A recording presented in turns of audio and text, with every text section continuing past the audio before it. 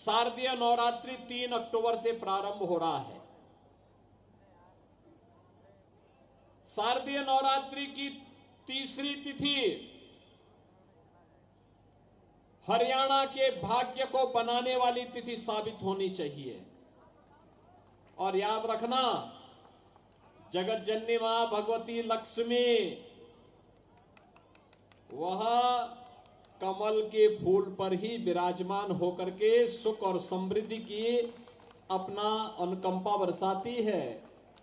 और इसीलिए आपसे आह्वान करने के लिए मैं आया हूं। ये डबल इंजन सरकार का महत्व क्या होता है? अगर इसका महत्व देखना हो, दो घटनाओं से आप आसानी से समझ सकते हैं। एक, अयोध्या धाम की धरती से मैं यहां पर आया हूं। अयोध्या का नाम लेते ही यहां पर सभी राम भक्तों के मुंह से जय श्री राम का नारा निकल पड़ा। बहनों और भाइयों, 5 सदी के बाद, 500 वर्षों के बाद अयोध्या में रामलला अपनी पावन जन्मभूमि पर फिर से विराजमान हो गए हैं। मैं केवल एक बात पूछना चाहता हूं, अगर उत्तर प्रदेश में भारतीय जनता पार्टी की डबल इंजन की सरकार नहीं होती तो क्या ये काम हो पाता? क्या ये कांग्रेस कर पाती? कांग्रेस तो कहती राम हुए ही नहीं। ये तो राम पे विश्वास नहीं करते, ये कृष्ण पे विश्वास नहीं करते।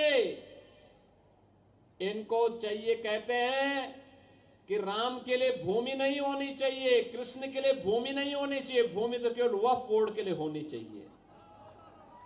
और इसीलिए इन्होंने चांद मोहम्मद को टिकट बना करके पंचकुला को लूटने के लिए भेज दिया है।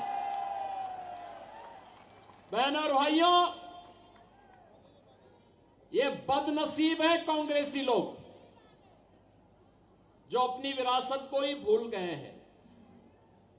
राम को ही इन्होंने भुला दिया है, कृष्ण को भुला दिया है। तो भगवान राम ने भी और भगवान कृष्ण ने भी इनकी तरफ से मुंह फेर लिया है। कहो जाओ, अपनी दुर्गति को प्राप्त हो जाओ। और इसीलिए आज मैं आपसे कहने के लिए आया हूं कि कांग्रेस को भी, देश ने भी, हरियाणा ने भी और यूपी ने भी 60 वर्ष से अधिक समय तक शासन करने का अवसर दिया था। प्रदेश में भी और केंद्र में भी उन्होंने राम जन्मभूमि की सुध नहीं ली, आपके विकास की सुध नहीं ली, आपके लोक कल्याण की सुध नहीं ली। ये केवल अपना भरते रहे, अपने परिवार के नाम पर करते रहे, बाकी किसी के नाम से इनको कोई लेना देना नहीं था। लेकिन बहनों और भाइयों, जैसे ही 2014 में मोदी जी देश के प्रधानमंत्री बने, 17 में मोदी जी के आह्वान पर यूपी के अंदर सरकार बनी। अगले 2 वर्ष के अंदर, मात्र 2 वर्ष के अंदर डबल इंजन की सरकार ने 500 वर्षों की समस्या का समाधान कर दिया और अयोध्या में रामलला का विराजमान हो गया। यह है डबल इंजन सरकार की ताकत। डबल इंजन सरकार की ताकत दूसरी क्या हो सकती है? कांग्रेस ने दंश दिया आतंकवाद का, नक्सलवाद का, अलगाववाद का, अराजकता का, महंगाई का, भ्रष्टाचार का, भाई भतीजावाद का, क्षेत्रवाद का, जातिवाद का।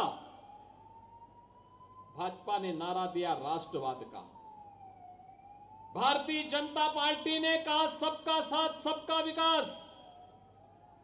भारतीय जनता पार्टी ने कहा था कश्मीर के लिए एक देश में 2 प्रधान, 2 निशान और 2 विधान नहीं चलेंगे, नहीं चलेंगे।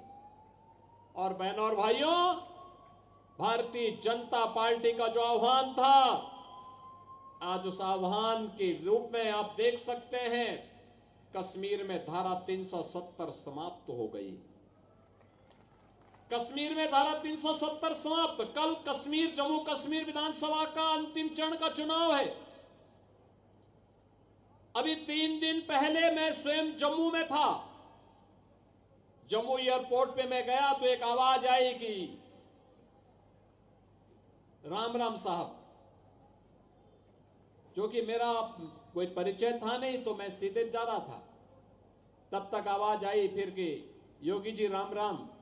मैंने देखा तो एक मौलवी थे। मैं भौचक रहा। तो मैंने पूछा, मैंने कहा भी क्या यहां पे सभी मौलवी राम राम का ही संबोधन करते हैं क्या? तो मुझे एयरपोर्ट के एक अधिकारी ने कहा, नरी साहब करते नहीं थे, अब करने लग गए हैं। मैंने कहा क्यों? कहा ये धारा 370 को हटाने का इंपैक्ट है, और इसीलिए मैं आपसे कहने के लिए आया हूं, भारतीय जनता पार्टी जितनी मजबूत होगी, भारत उतना मजबूत होगा। भारत जितना मजबूत होगा, आप उतने शक्तिशाली और सामर्थ्यवान बनेंगे, और आप जितने सामर्थ्यवान बनेंगे, उतना ही भारत के अंदर हरे रामा हरे कृष्णा की गूंज होती हुई दिखाई देगी, हर गली, हर मोहल्ले, हर गांव, हर शहर में। बहनों और भाइयों, यही कहने के लिए मैं आया हूं, डबल इंजन की सरकार गारंटी है विरासत के सम्मान का। डबल इंजन की सरकार गारंटी है विकास का। डबल इंजन की सरकार गारंटी है लोक कल्याण का। याद करिए, कांग्रेस के समय में किसान आत्महत्या करता था, नौजवान पलायन करता था, गरीब भूख से मरता था, बहन और बेटियों की इज्जत सुरक्षित नहीं थी। और आज कमबख्त पाकिस्तान भूखों मर रहा है, भीख का कटोरा लेकर के दुनिया के अंदर जाता है, कोई पूछने वाला नहीं। और मोदी जी के नेतृत्व में भारत 80 करोड़ लोगों को फ्री में राशन की सुविधा का लाभ दे रहा है। 60 करोड़ लोगों को 5 लाख रुपए की आयुष्मान भारत की सुविधा का लाभ दे रहा है। 5 लाख रुपए प्रतिवर्ष स्वास्थ्य बीमा के लिए, कहीं भी जाइए उपचार करा के आइए। 12 करोड़ किसानों को किसान सम्मान निधि का लाभ, करोड़ों स्ट्रीट वेंडर को प्रधानमंत्री स्वनिधि योजना का लाभ, 10 करोड़ गरीबों के घर में रसोई गैस का सिलेंडर, 12 करोड़ गरीबों के लिए शौचालय का निर्माण, और 4 करोड़ गरीबों के लिए मकान बनाने का काम ये मोदी जी के नेतृत्व में भारतीय जनता पार्टी ने किया है। बहनों और भाइयों, हाईवे 4 लेन के, 6 लेन के, 8 लेन के, 12 लेन के, मेट्रो, रैपिड रेल, बेहतरीन air connectivity, IIT, IIM, AIIMS, ये अब नई पहचान बन रही है नए भारत की। 1 डिस्ट्रिक्ट 1 मेडिकल कॉलेज, हर घर नल की योजना, ये सभी तो किसी का चेहरा देख करके नहीं, सबका साथ और सबके विकास के भाव के साथ भारतीय जनता पार्टी ने किया। बहनों और भाइयों, यहां पे हमारे पूर्वांचल से बहुत सारे लोग होंगे, वे जानते होंगे पहले जब वे काम धंधा करने के लिए आते थे, उन्हें घर की चिंता होती थी। घर की चिंता इस बात को लेके होती थी कि पता नहीं कौन घर में कब्जा कर ले, कौन जमीन पे कब्जा कर ले। लेकिन पिछले 7.5 वर्ष के अंदर उत्तर प्रदेश के अंदर जिस भी माफिया ने कहीं पे कोई कब्जा किया है तो खाली हो चुका है, स्वयं खाली हो गया। इससे पहले कि वहां बुलडोजर चलता हो, स्वयं खाली होके भाग गए। अब वहां कब्जा नहीं होता है। 7.5 वर्ष में वहां कोई दंगाई नहीं हुआ। दंगाई या तो जेल में या जहन्नुम में। राम नाम सत्य है की यात्रा निकल गई। और बहनों और भाइयों, यही मैं कहने के लिए आया हूं, कार्य करने के लिए दम चाहिए, और दमदार सरकार भी चाहिए। जब सरकार होगी दमदार तो कार्य होगा ईमानदारी के साथ, और वही दमदार सरकार, डबल इंजन की सरकार भारतीय जनता पार्टी केवल दे सकती है।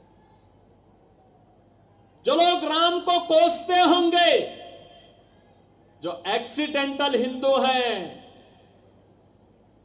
वे आपके प्रति भी और देश के प्रति भी ईमानदार नहीं हो सकते, कभी नहीं हो सकते।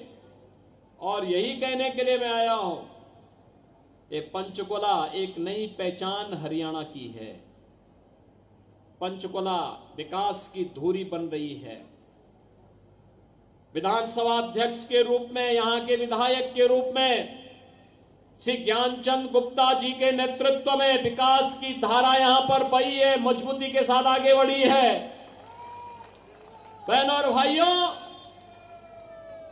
एक महत्वपूर्ण संवैधानिक पद पर बैठने के बाद व्यक्ति के पास जिम्मेदारी होती है, और ये उस क्षेत्र के जनता जनार्दन का दायित्व बनता है कि उनके द्वारा चुना गया जनप्रतिनिधि न केवल उनकी विधानसभा के लिए बल्कि पूरे प्रदेश के लिए कार्य कर रहा है, और विधानमंडल के कार्यक्रमों के साथ देश और दुनिया का भ्रमण करके अपने हरियाणा के बारे में भी लोगों को अवगत करा रहा है। और ज्ञानचंद गुप्ता जी ने यही यहां के लिए किया है, एक पहचान दी पंचकुला को, एक अभियान के साथ आगे बढ़े हैं। और इसीलिए आपका आह्वान करने के लिए मैं आया हूं, आपसे कहने के लिए कि भारतीय जनता पार्टी ने से ज्ञानचंद गुप्ता जी को फिर से अपना प्रत्याशी बनाकर के पंचकुला में उतारा है, और साथ साथ कालका विधानसभा क्षेत्र से श्रीमती शक्ति रानी शर्मा जी को भी भारतीय जनता पार्टी ने प्रत्याशी बनाकर के उतारा है। बहनों और भाइयों, अब तो नवरात्रि का तिथि भी प्रारंभ हो चुकी है। कालका जी और साथ साथ मनसा देवी, हिमाचल की सीमा ही वहां से प्रारंभ हो जाती है। इसके बाद हिमाचल तो पर्वतराज हिमाचल की पुत्री मां पार्वती सती, वहीं से भगवान शिव के साथ उनका स्वयंवर होता है। तो शक्ति की अधिष्ठात्री देवी भूमि है, तो इसलिए हमें देवी का संरक्षण और देवी का आशीर्वाद वहीं प्राप्त होना चाहिए जहां उनके भक्त हों, और भक्तों को भी इस बात को एहसास होना चाहिए विरासत और विकास की राजनीति करने वालों के साथ ही हमें खड़ा होना है। आप सहमत हैं? कमल खिलेगा, नवरात्रि में कमल खिलाने का काम करेंगे, मां लक्ष्मी का आशीर्वाद प्राप्त करने का काम करेंगे। सभी लोग सहमत हैं?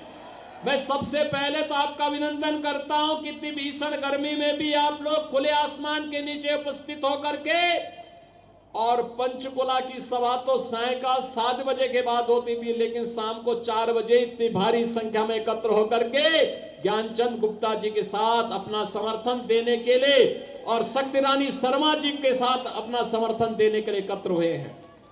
तो सभी लोगों का आशीर्वाद कमल के फूल पर प्राप्त होगा।